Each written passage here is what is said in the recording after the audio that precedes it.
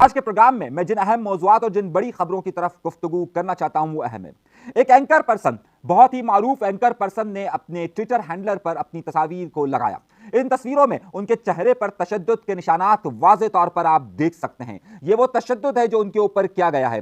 वो कौन सी सियासी जमात ने इनके ऊपर तशद्दुद किया है, ये कौन खातून है, ये सारी बातें आज के प्रोग्राम में शामिल रखना चाहता हूं। लेकिन उन सबसे पहले एक अहम मामला और अहम नुक्ते पर गुफ्तगू करना चाहता हूं। एक खबर जंग अखबार ने चलाई और वो जंग अखबार ने खबर कुछ इस तरीके से चलाई कि जिसमें यह कहा गया कि आफाक अहमद पर रेंजर्स एहलकार के तशद्दुद की मजम्मत की जाती है। उसके बाद बहुत सारी कंट्रोवर्सीज क्रिएट होना शुरू हुई। लोगों ने पूरी खबर को देखा नहीं कि यह खबर क्या है और उसके बाद चमगोइयां शुरू हो गई। ये चमगोइयां कहां आकर रुकती है, ये सब बातें आज के प्रोग्राम में शामिल रखनी है। लेकिन सबसे पहली और खबर से आप आगाज करते हैं। एमक्यूएम और खास तौर पर डॉक्टर फारूक सत्तार साहब का यह मौकिफ सामने आया था कि सिंधी अजरक को जबरदस्ती लागू किया जा रहा है और इसे पाकिस्तान पीपल्स पार्टी अपनी इलेक्शन मुहिम के तौर पर देख रही है। लेकिन अब इससे एमक्यूएम पाकिस्तान के मौकिफ से बिल्कुल बरअक्स, यानी कि बिल्कुल मुख्तलिफ एक मौकिफ सामने आया है कामरान तेसूरी साहब का। कामरान तेसूरी साहब ने यह दावा किया है कि जनाब वाला, जब उनसे बार बार यह सवाल पूछा गया कि पूरे शहर के अंदर इस हवाले से तशवीश पाई जाती है और पूरे शहर में इस वक्त एक अजीब सी कैफियत मौजूद है कि गाड़ियां हों, बाइक्स हों, यहां पर हर शख्स के पास कुछ ना कुछ कन्वेंस मौजूद है, उन सबको फोर्स किया जा रहा है कि आपको यह अजरक लगानी है। यानी कि अब मामला दर हकीकत तो था बारकोड का, यानी कि बारकोड वाली नंबर प्लेट इस वक्त हुकूमत को जारी करनी थी, लेकिन हुकूमत ने इसको अपनी एक इलेक्शन मुहिम समझते हुए अजरक के अंदर बारकोड को छुपा के रखा, तो जिसकी वजह से अब ये अजरक वाली नंबर प्लेट कहलाने लगी है, ना कि ये बारकोड वाली नंबर प्लेट कहलाने लगी है। गवर्नर सिंध कामरान तेसूरी से जब इस हवाले से सवाल पूछा गया तो उन्होंने एमक्यूएम के मौकिफ को दोहराने के बजाय ये कहा कि अजरक हमारे यहाँ का कल्चर है और अजरक पहली बार में मुफ्त दी जाती है, यानी कि एक तोहफतन दी जाती है, तो पूरे शहर को तोहफतन अजरक वाली जो है नंबर प्लेट दी जाए। अब मामला असल में बारकोड से अजरक वाली नंबर प्लेट पर आ गया है। कुछ लोगों का ख्याल है कि पाकिस्तान पीपल्स पार्टी की दर हकीकत ये एक इलेक्शन कैंपेन है, लेकिन इस इलेक्शन कैंपेन में जाहिर सी बात है पाकिस्तान पीपल्स पार्टी और सिंध के शहरी इलाकों के दरमियान जितने तनाव की कैफियत होती है, पाकिस्तान पीपल्स पार्टी अपने देही इलाकों के वोट को उतना ही ज्यादा मजबूत करती है। वहां पर काम हो या ना काम हो, लेकिन अजरक की बुनियाद पर वो वोट हासिल करने की कोशिश करेगी। ये एमक्यूएम पाकिस्तान की तरफ से मौकिफ सामने आ रहे थे, लेकिन कामरान तेसूरी साहब ने अब उसे तस्लीम करते हुए कहा है कि जरूर हो, लेकिन वो मुफ्त दी जाए। अब आइए अगली खबर की तरफ चलते हैं और अहम खबरों की तरफ चलते हैं। जुल्फिकार जूनियर को एक बड़ा ही चीज का सामना है। अगर आप इस्लामाबाद के अंदर मौजूद हैं तो इस्लामाबाद के अंदर कराची को मजाफात तस्वुर किया जाता है और कराची को के मुतालिक ये कहा जाता है कि जनाब कौन सा शहर, जबकि पूरे पाकिस्तान को पालने वाला यही शहर मौजूद है। दर हकीकत इसे मजाफात का लफ्ज इस्तेमाल किया जाता है। अगर आपका कभी भी इस्लामाबाद और पंजाब में जाना हो तो वो उसी को ही पाकिस्तान तस्वुर करते हैं और कराची शहर को उसका मजाफात करार देते हैं। इस वक्त जाहिर सी बात है कि जुल्फिकार जूनियर अपनी एक मूवमेंट को जारी रखे हुए और एक नई पार्टी को बनाने पर लगे हुए हैं। इस हवाले से वो इस वक्त इस्लामाबाद और लाहौर के अंदर भी मौजूद हैं। इस्लामाबाद के अंदर उन्हें बार बार यह कहा गया कि आप मजाफात में काम करते हैं, आप पंजाब में काम नहीं करते। तो उस पर जुल्फिकार जूनियर ने क्या कहा, जरा सुनिए कि मैं कराची शहर में रहता हूं, मैं कराची शहर में पैदा हुआ हूं और मैं कराची का बाशिंदा हूं, और आप जब कराची जैसे बड़े शहर को और जो कि सबको पालता है उसको आप मजाफात कहते हैं, तो मैं आपकी सोच का क्या कह सकता हूं। सुनिए क्या बयान दिया। हम पंजाब को नजरअंदाज नहीं कर सकते। लोग ये प्रेफरीज वाली बात करते हैं। एक कल किसी ने कहा कि आप प्रेफरीज में ज्यादा काम करते हैं, मसलन सिंध, तो मुझे ये नहीं लगा कि सिंध प्रेफरी था। मैं कराची में रहता हूँ, पाकिस्तान के सबसे बड़ा शहर, फिर भी आप हमें प्रेफरी कह रहे हैं। आप क्यों हमें प्रेफरी कहते हैं? हम कब से प्रेफरी हैं? हम तो मरकज हैं। यह एक बहुत बड़ा अलमिया पाया जाता है और बहुत बड़ा अलमिया का ही मामला है कि इस वक्त कराची जैसे शहर को वहां पर इस्लामाबाद के अंदर बैठे हुए चंद बाबू बिल्कुल मुख्तलिफ तरीके से देखते हैं और वहां पर यह नजरिया पेश करने की कोशिश करते हैं कि दर हकीकत पाकिस्तान तो इस्लामाबाद है या फिर पंजाब है। यह एक बड़ा ही अहम सोच है कि जिसका सामना इस वक्त जुल्फिकार जूनियर को करना पड़ रहा है। यही वो सोच है कि जिसकी बुनियाद पर कराची से लेकर पूरे सिंध के अंदर यह सोच ज्यादा डेवलप पाई जाती है कि पंजाब या फिर इस्लामाबाद के अंदर वो सहूलियात दी जाती है। आज जुल्फिकार जूनियर को खुद इस चीज का सामना करना पड़ रहा है और अब जुल्फिकार जूनियर इस मामले से कैसे निपटेंगे, यह भी एक अहम सोच है कि इस वक्त पूरे पाकिस्तान के अंदर सोच क्या पाई जाती है। एक बहुत ही शदीद किस्म का हमला हुआ है। कराची से कोयटा जाने वाली एक बस पर हमला हुआ है। पहले दस्ती बमों से हमला किया गया, उसके बाद फायरिंग की गई। अब तक की जो इत्तलात हमारे पास मौसूल हो रही है उसमें अब तक 4 अफराद जहां बाग हो चुके हैं और कई अफराद उसमें जख्मी है, जिसमें से जख्मियों की हालत तशवीशनाक पाई जाती है। सूरत हाल इंतहाई खराब पाई जा रही है और इस वक्त बलूचिस्तान के अंदर सड़क का सफर इंतहाई मुश्किल और इंतहाई खतरनाक होता जा रहा है। कराची से जाती हुई इस बस पर दहशतगर्दी की किसी भी कार्रवाई की किसी भी सूरत में हिमायत नहीं की जा सकती। एक अफसोसनाक वाकया पेश आया है जो कि कल आपके डिवीजन के अंदर पेश आया। कराची से कोयटा जाने वाली इस बस पर हमला हुआ है। अगली खबर की तरफ चलते हैं और अब जरा सा बड़ी बड़ी और अहम खबरों को जरा सा लेना शुरू करते हैं।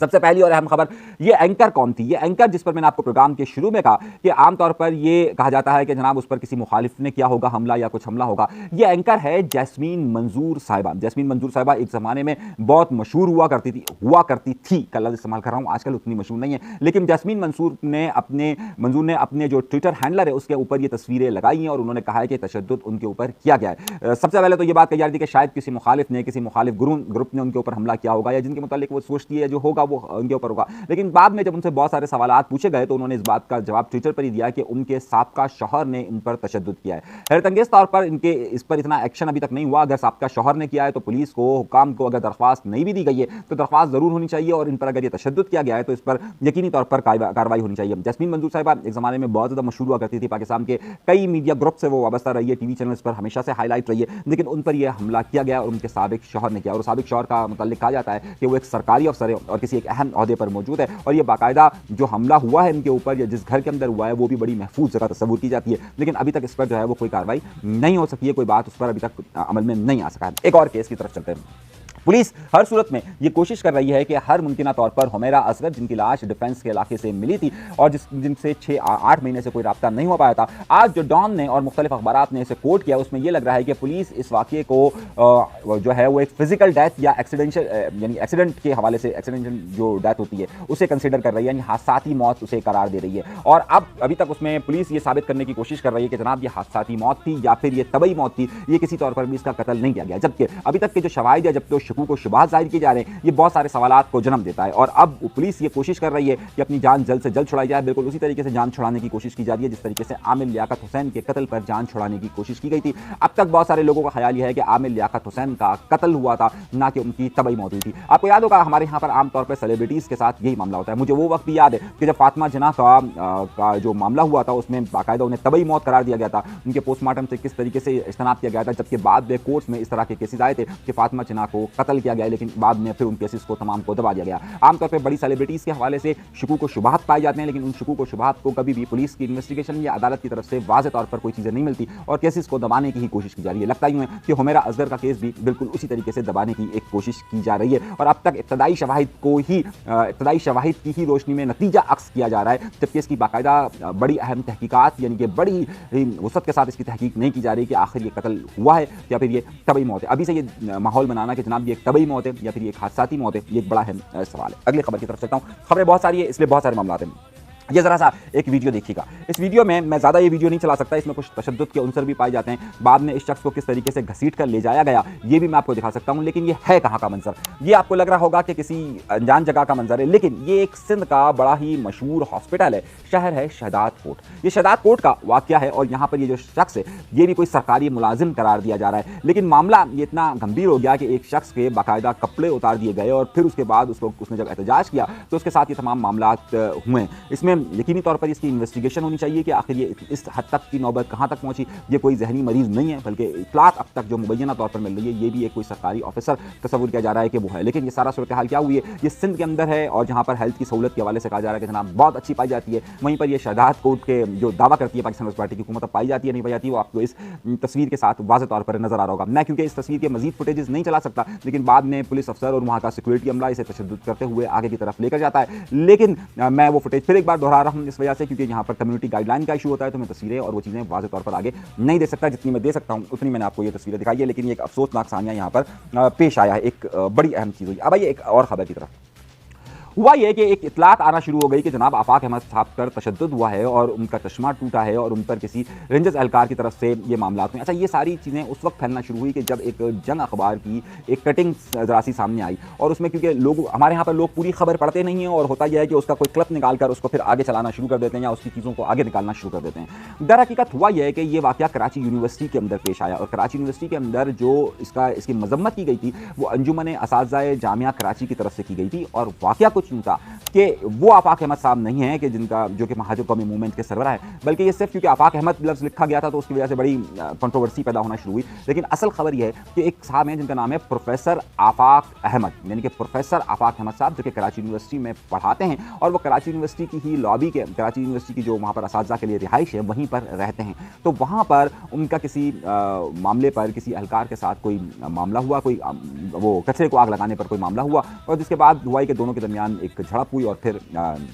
जो है वो उस पर अंजुमन असातिज़ा जामिया कराची ने यह बयान जारी किया कि जनाब आफाक अहमद साहब पर हमले की हम मजम्मत करते हैं। अब वो जो लोगों ने आफाक अहमद साहब का जुमला पकड़ा, उन्होंने पूरा जुमला नहीं, पूरी खबर नहीं देखी कि जनाब ये प्रोफेसर आफाक अहमद साहब की बात हो रही है, महाजर कौमी मूवमेंट के सरबराह आफाक अहमद साहब की गुफ्तगू नहीं हो रही है। तो ये दो बातों का बड़ा फ़र्क है। तो इन दो बातों को ज़रा सा फ़र्क रखिएगा। जो बहुत सारी अफवाहें गर्दिश कर रही थी तो मैंने ये समझा कि जनाब उसकी एक वजाहत होनी चाहिए और ज़रा मैंने उस खबर की तफसील जानने की कोशिश की। तो मैंने जाना कि ये मामला हो क्या रहा है और किस तरीके से हो रहा है। एक और बड़ी खबर आपकी तरफ देने की कोशिश कर रहा हूँ, जनाब देखिएगा। कराची शहर के अंदर एक बड़ी ही तब्दीली रोनुमा हो रही है और बड़ी अहम खबर मैं आपको देने वाला हूं, उस खबर को जरा सा फोकस कीजिएगा। तहरीक इंसाफ ने कराची के अंदर अपनी न सिर्फ तंजीम नौ बल्कि कराची के अंदर एक बड़ी मूवमेंट के आगाज़ का अंदिया दिया है और बड़ी मूवमेंट के आगाज़ का अंदिया ये दिया है कि कराची के मुख्तलिफ टाउन्स के अंदर तहरीक इंसाफ अब सड़क पर निकलने की तैयारी कर रही है और जगह जगह वो इस हवाले से प्रोटेस्ट शुरू कर रही है। हमारी इतलात ये मौसूल हो रही है कि जुमे के रोज़ एक टाउन में होगी, फिर इतवार के हफ्ते के रोज़ एक टाउन में हो रही है, फिर इतवार के रोज़ एक टाउन में हो रही है और शहर के मुख्तलिफ टाउन्स के अंदर बाकायदा रैलियां, यानी कि जिसे आप एहतजाजी रैलियों का आगाज़ हो रहा है। अब पाकिस्तान पीपल्स पार्टी की यहाँ पर हुकूमत मौजूद है और ज़ाहिर तहरीक इंसाफ को पंजाब में इस तरह की रैलियां निकालने की इजाज़त नहीं है। KPK के अंदर इनकी हुकूमत मौजूद है। अच्छा, अब तक तहरीक इंसाफ की जो मेजर रैलियां थी उन्हें तो इजाज़त दी गई थी, लेकिन जो बड़ी रैलियां थी उन्हें इजाज़त नहीं दी गई थी। अब तहरीक इंसाफ कि जो मूवमेंट है उस हवाले से हमारे पास ये इतलात मौसूल हो रही है कि तहरीक इंसाफ को अब पाकिस्तान पीपल्स पार्टी की हुकूमत चलने देगी या नहीं देगी, क्योंकि तहरीक इंसाफ ज़ाहिर सी बात एक बड़ा थ्रेट समझी जाती है पाकिस्तान पीपल्स पार्टी के इलाकों के अंदर और पाकिस्तान पीपल्स पार्टी के लिए भी, क्योंकि तहरीक इंसाफ ने बेसिकली पाकिस्तान पीपल्स पार्टी के वोट को बड़ा असर डाला है और ये बात सबको मालूम है कि लियारी की सीट हो या फिर डिफेंस की सीट हो, वो किस तरीके से तहरीक इंसाफ के पास थी और किस तरीके से वो पाकिस्तान पीपल्स पार्टी के पास गई है। ये बड़े अहम सवाल हैं, लेकिन मैं आपको ये खबर दे रहा हूँ और इस खबर की बुनियाद पर मैं आपको वाज़ेह तौर पर यह बता रहा हूँ कि आइंदा दिनों के अंदर आपको कराची शहर में तहरीक इंसाफ के हवाले से मूवमेंट और फिर तहरीक इंसाफ के लोगों की गिरफ्तारियों की बड़ी खबरें आने वाली हैं। लेकिन क्योंकि इस वक्त तहरीक इंसाफ उस तरीके से मूवमेंट नहीं कर रही जिस तरीके से पंजाब के अंदर उनकी कैबिनेट मौजूद है। अगर तहरीक इंसाफ को आपको याद होगा कि सन 2018 के इलेक्शन में भी एक भारी अक्सरियत कराची शहर से मिली थी, यहाँ से उनके वुज़रा हुआ करते थे, लेकिन बाकायदा इमरान खान साहब का कराची में उतना फोकस नहीं था। अब उससे भी कम फोकस इस वक्त तहरीक इंसाफ की मरकजी कैबिनेट का कराची शहर के हवाले से। कराची शहर पर ज़ाहिर उनकी यहाँ की बहुत ज़्यादा सीटें इनकी हुआ करती थी, लेकिन अब क्योंकि मरकजी कैबिनेट ही यहाँ पर इतना फोकस नहीं कर रही है और यहाँ की जो तमाम सूरत हाल है यहाँ की मकामी क़यादत के पास रखी गई है, यानी कि हलीम आदिल शेख साहब इस सारे मामला आपको इस वक्त देख रहे हैं। तो अब सूरत हाल यहाँ पर जो है वो अगले चंद दिनों के अंदर आपको तहरीक इंसाफ के कारकुनान के हवाले से देखना है कि पाकिस्तान पीपल्स पार्टी की हुकूमत वही रवैया अपनाती है जो पंजाब के अंदर है या फिर यहाँ पर है। तहरीक इंसाफ के लिए